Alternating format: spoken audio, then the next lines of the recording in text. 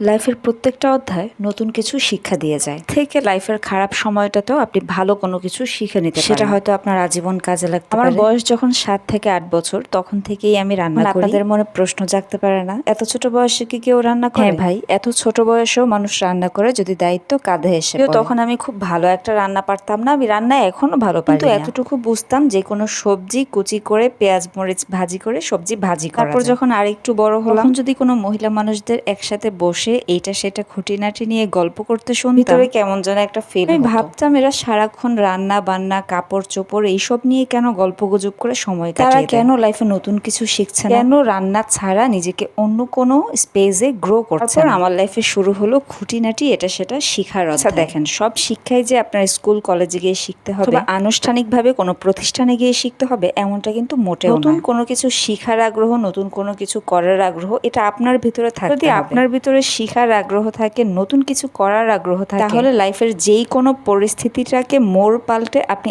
আপনার মতো করে ব্যবহার করতে পারবেন। হোক সেটা ভালো পরিস্থিতি বা খারাপ পরিস্থিতি। আপনার কোনো কিছু শেখার জন্য বা কোনো কিছু করার জন্য লাইফের সিচুয়েশন যে সবসময় ভালোই থাকতে হবে এমনটা মোটেও কিন্তু লাইফের সব থেকে খারাপ সময়টাও আপনাকে ভালো কোনো কিছু শিক্ষা দিয়ে যেতে পারে, যেটা হতে পারে আপনার আগামী দিনের পথ চলার একটা প্রধান হাতিয়ার। প্রত্যেকটা মানুষের লাইফে খারাপ সময় আসে আবার চলেও যায়। যখনই লাইফে কোনো খারাপ সিচুয়েশনে থাকবেন, হীনমন্যতায় না ভুগে প্রচন্ড পরিমাণে ভরসা রাখুন আল্লাহর প্রতি, আর নিজের প্রতি রাখুন একটু আত্মবিশ্বাস। ধৈর্য কম থাকলে আল্লাহর কাছে দোয়ায় ধৈর্য চেয়ে নিন। দুনিয়ার মানুষ পাশে থাক বা না থাক, আল্লাহ প্রত্যেকটা বান্দার সব সময় পাশে প্রমাণিত।